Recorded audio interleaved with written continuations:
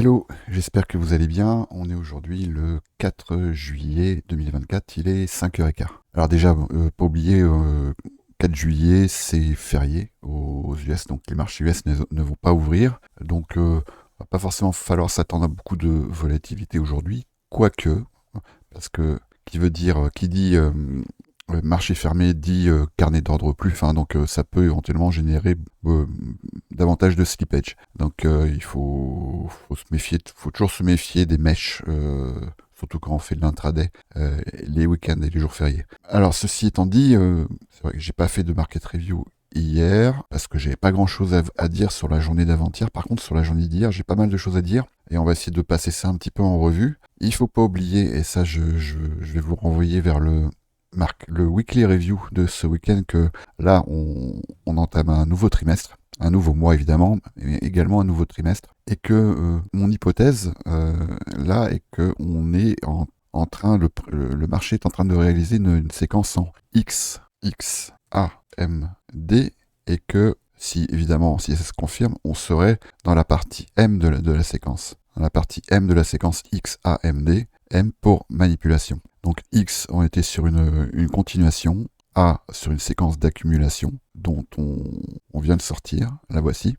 X, on était sur une continuation, A, et je pense que là on s'engage sur une séquence de manipulation pour ensuite aller vers une distribution. Et bien évidemment ça reste à prouver, et ça on pourra le constater lorsque Q3 sera terminé, et donc Q3 il va se terminer en fin septembre. Et surtout, cette phase de la séquence, la M, pourrait prendre pas mal de formes, en fait, en admettant déjà que la distribution nous emmène bien déjà sur un nouvel ATH, et jusqu'où elle va nous emmener, mais c'est dans cette partie-là, en fait, que ça nous intéresse. Donc, elle pourrait tout à fait prendre cette forme-là, par exemple, etc.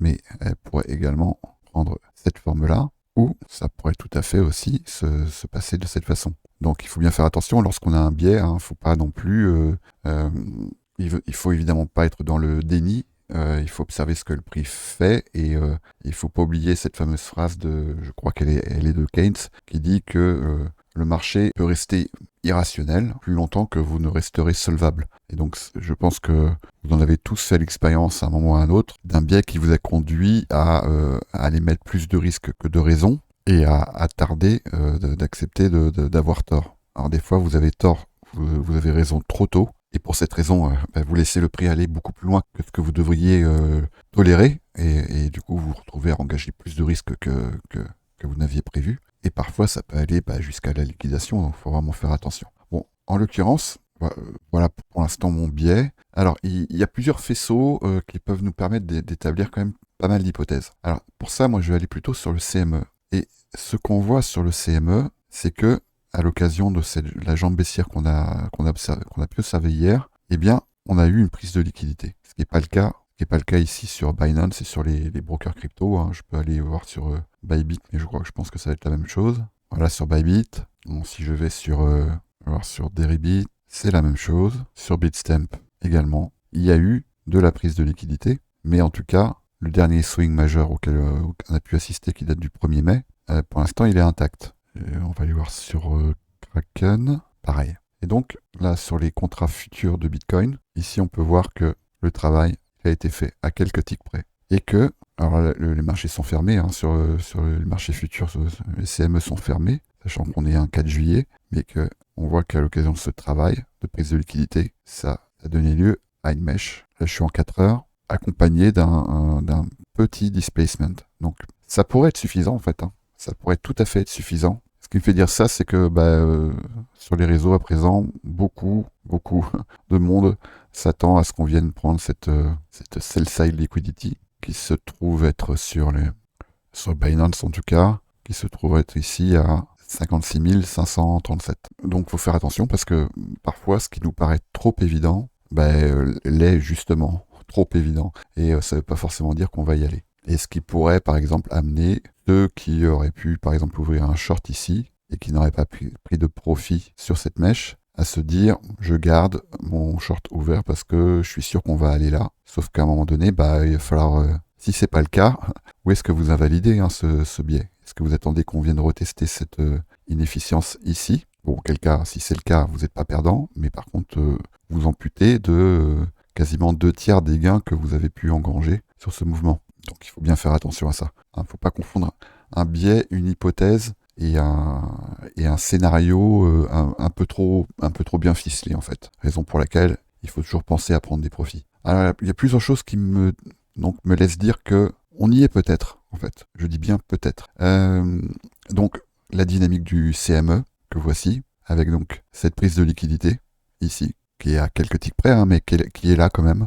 Donc ici, le plus bas, c'était 57 995, et là, le plus bas, 57 925. Donc on a quand même, ici un spread de $50, et ça peut tout à fait être suffisant. Si c'est pas le cas, je dis bien si c'est pas le cas, il y a un point d'intérêt qui, à mon avis, pourrait aller au-delà de cette jambe ici à 56 537, et la voici. Alors, est-ce que je suis sur le bon contrat? Oui, c'est sur ce point précis.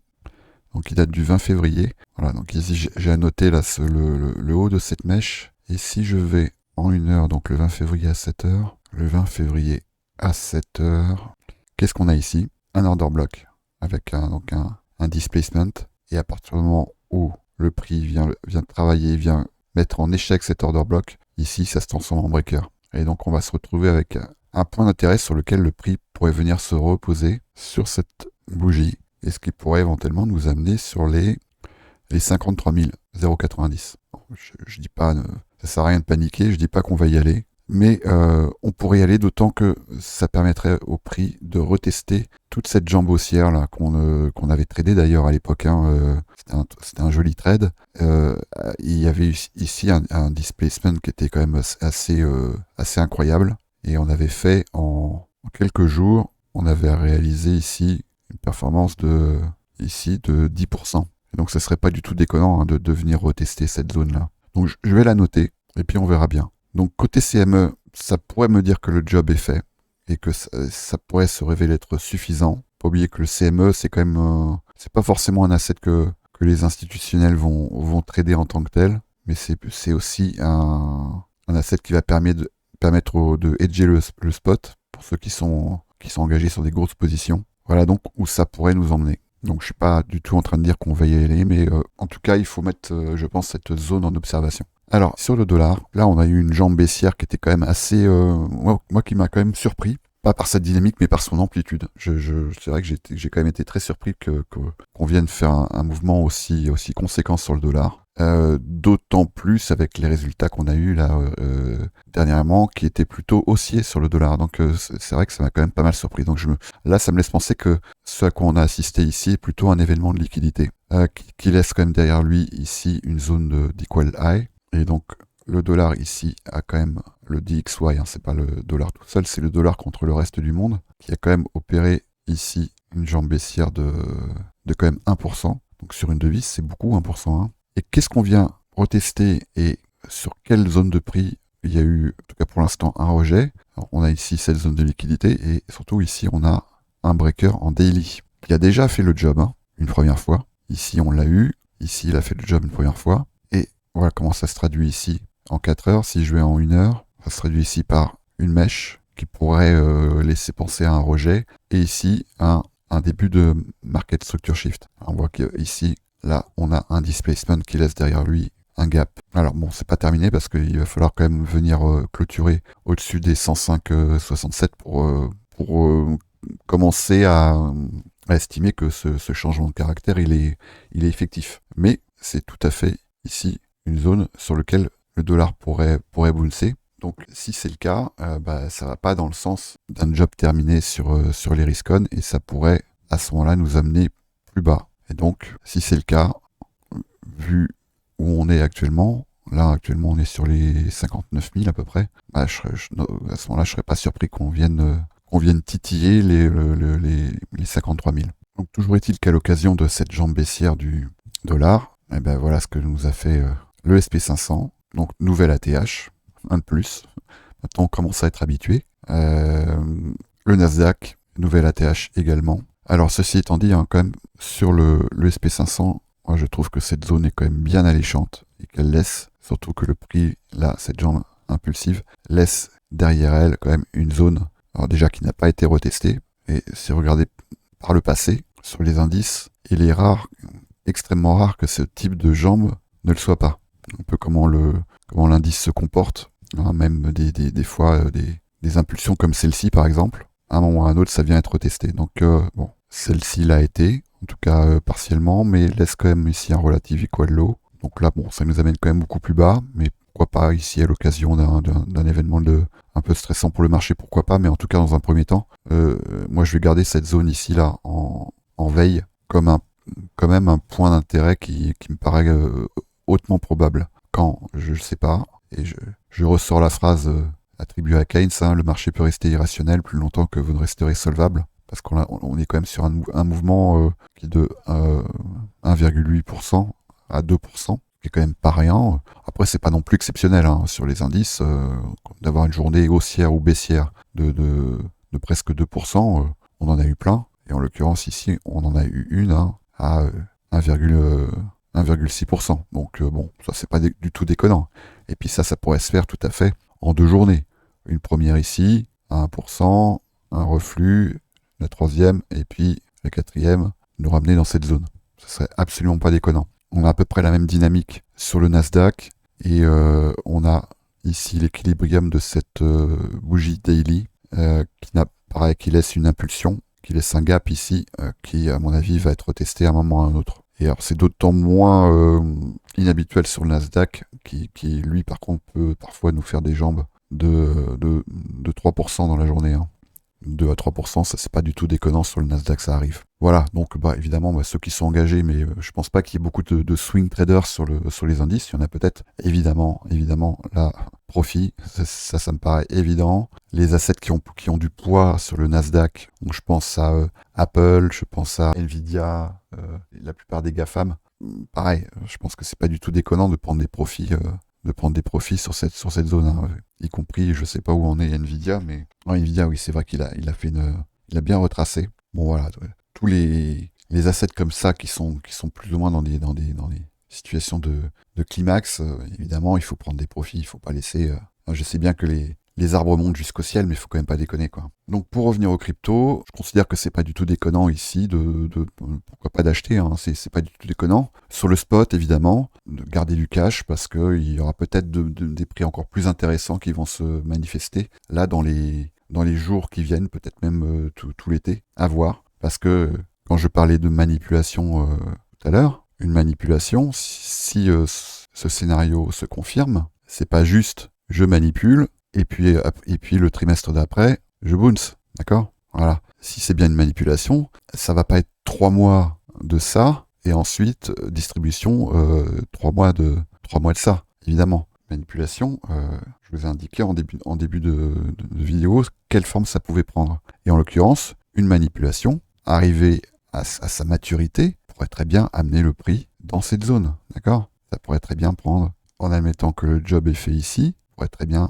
prendre cette forme et on pourrait tout à fait se trouver en début de 4e trimestre sur cette zone de prix, d'accord? Les séquences de quarterly shift en fait vont nous indiquer une dynamique, mais ne vont absolument pas du tout nous indiquer une séquence de prix, à la fois une distribution, une consolidation ou une manipulation. Ça peut prendre plein de formes. Voilà, on a eu ici par exemple une séquence de manipulation. Et vous voyez que la séquence de manipulation, elle a eu son dénouement. On était au retest là de cet imbalance. Et là voilà la séquence de manipulation. C'est pas uniquement juste le prix, il fait ça et après ça bounce. Voilà, elle était ici, d'accord? Donc ça peut tout à fait prendre cette forme également. Moi personnellement, je pense qu'on va venir retester ici cette zone de prix et sur le CME, ça nous amènerait sur ce breaker.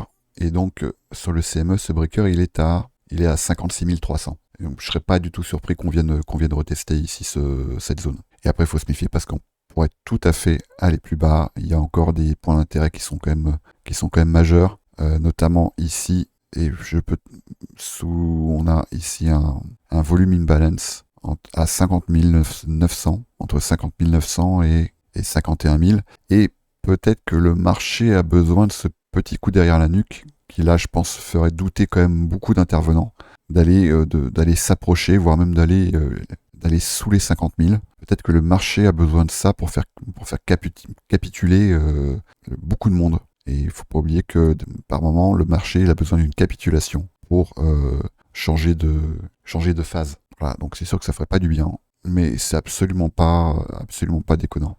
D'autant que ce point ici d'intérêt va venir correspondre à ce breaker daily sur Bitcoin ici. Vous voyez que là, on a quand même une magnifique confluence entre ce breaker daily et ici ce volume imbalance. Et donc là, on est à 51 200 et ce serait absolument pas déconnant de venir retravailler le prix pourquoi pas jusqu'au 46 000. Pourquoi pas. Je pense que tout ce qui se situe en dessous de ce prix, je pense que c'est plutôt le point de rendez-vous auquel on pourrait se retrouver lors du prochain bear market. Plutôt mon hypothèse. Mais cette zone-là, ici, elle est absolument pas déconnante dans la dynamique de prix. Voilà ce que j'ai à dire. Je vais pas passer en revue les alts. Je pense qu'il va bien falloir observer la dynamique du prix sur Bitcoin et notamment les phases de consolidation. Et c'est souvent dans des phases de consolidation, alors elles n'ont pas forcément besoin de durer très longtemps, peut-être en haut de cette zone, lorsqu'on va venir la revisiter vers les 64 000. C'est peut-être à cette occasion qu'on pourrait observer des bounces assez impulsifs sur les alts. Mais pour l'instant, si vous êtes en phase d'accumulation de projets qui vous intéressent, accumulez en fait. J'ai pas grand-chose de plus à dire. Là, on est sur des niveaux qui sont parfois sur des ATL sur certains projets, des fois sur des phases d'accumulation et des fois sur des sérieuses phases de retracement proche des reload zones. Je pense à Avax par exemple. Voilà, donc si je considère cette jambe haussière ici, voilà, là on est dans une localisation qui est parfaite. On est entre les 0,618 et les 0,786. Ça ne veut pas dire qu'on ne peut pas aller plus bas, mais ici de se remettre en recherche de conditions d'entrée. Et si vos conditions d'entrée c'est juste une localisation, on y est. On est pile poil dedans. Je pense également à NIR. Pareil, on est peut-être même un peu plus haut sur NIR. On est un peu plus haut sur NIR. Mais bon, pourquoi pas. Solana. Alors Solana, lui, il est plutôt en train de travailler le premier arrêt. Ouais, mais bon, ici de tabler sur une continuation dans cette zone, c'est pas déconnant non plus. À partir du moment où vous fixez bien vos points d'invalidation et vous gérez bien votre risque, c'est absolument pas déconnant ici de se positionner dans ce type de localisation. C'est sûr que sur Solana, si on commence à venir travailler, clôturer sous cette zone, là ça veut dire que ça nous emmènerait probablement dans la zone de rechargement. Donc auquel cas ça pourrait nous amener sous les 85 $. On a ici un breaker là. Et ça pourrait tout à fait nous amener ici. Bon, je vais pas aller passer tout en revue parce que ça prendrait trop de temps et puis c'est pas le lieu. Pour l'instant, on va déjà essayer de considérer le prix dans sa globalité, le marché dans sa globalité, le marché des riscons. Comme toujours, la dynamique du dollar, elle est ici primordiale. Donc, est-ce que le prix va bien réagir sur ce breaker daily ? Ça va être l'enjeu là des jours qui viennent. Est-ce qu'on est ici sur le début d'un MSS, Market Structure Shift ? C'est possible. C'est tout à fait possible. On a pas mal d'éléments qui peuvent nous permettre de le penser. Alors pour terminer, je voulais faire un petit point sur la partie copy trading dont je m'occupe. C'est celle des bots. Pour l'instant, il a été décliné sur certains assets et certaines catégories d'assets. On va pas aller chercher les petites capes sur ce type de bot, si ce n'est sur le limlist. Mais le limlist, sa vocation, c'est de rester actif quelques itérations après le listing, et puis après de passer à un autre. Et en l'occurrence, pour donner plus de poids aux caractéristiques qu'on peut observer sur un asset qui vient d'être listé, moi je screen plutôt les assets, en tout cas là, pour ceux qui vont arriver, les assets qui vont être listés sur Binance, parce qu'il se trouve que la plupart du temps, ils sont déjà listés sur Bitgate, parce que Bitgate il a tendance à lister les projets plutôt que Binance. C'est ce que j'ai observé par exemple sur celui qui actuellement, le limlist actuel, c'est Blast, et je l'avais screené et j'étais prêt à le mettre en marche. Le truc, c'est que il y a souvent une latence entre le listing et sur Bitgate et le listing sur TradingView. C'est-à-dire que le projet Blast, j'ai pas pu l'inclure dans TradingView.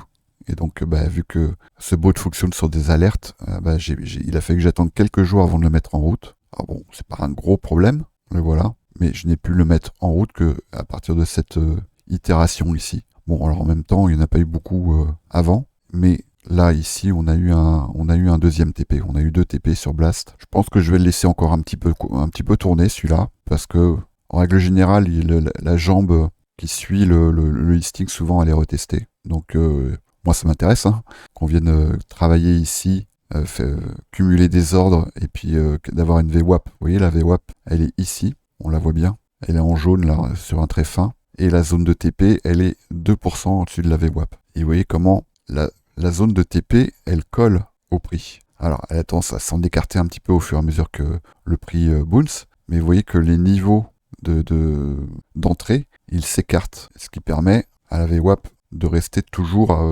plutôt au contact en fait du prix, même s'il bounce beaucoup. Alors, je sais qu'il y en a qui sont engagés sur d'autres limes et sur lesquels on peut observer des retracements plus profonds. Je pense notamment à, je crois que c'est Solana. Voilà, donc là on a eu une première entrée ici sur les 150, mais là après on voit les différentes entrées, les petites flèches bleues ici. Hein. On a eu une deuxième à 148, ensuite une troisième à 146, 143, après ici à 139, et on vient de tag un ordre à 133, d'accord?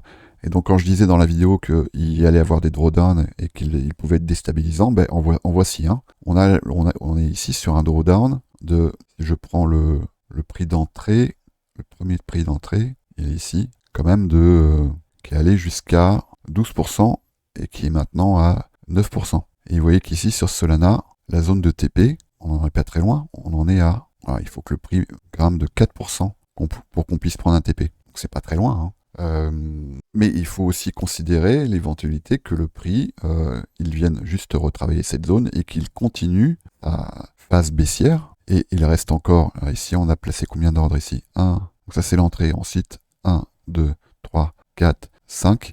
Il reste encore 2 ordres de moyenne à taguer sur Solana. Les voici, on va en avoir encore un à 124 et on va en avoir un dernier, je crois pas qu'il y en ait d'autres après, non, à 112. Et il faut également savoir que dans certains cas qui sont assez rares, mais ça peut arriver, bah, le prix peut continuer. Et là, arrivé ici, vous avez engagé tout le capital qui est prévu sur ce bot, c'est-à-dire que à ce moment-là, il faut attendre que le prix, en admettant que la VWAP elle soit dans cette zone, là, je ne vais pas pouvoir la calculer, mais je pense que on ne devrait pas être loin. C'est-à-dire qu'à ce moment-là, il faut que le prix y revienne ici vers les 120. Et cette phase-là, eh ben, parfois, elle peut durer un certain temps. Et c'est ce que je disais dans la vidéo, ça peut durer quelques jours, ça peut même parfois durer quelques semaines. Mais mécaniquement, surtout sur des projets comme Solana ou des blue chips, ça y reviendra. Hein. Je rappelle les backtests que je peux refaire remonter jusqu'à 2018.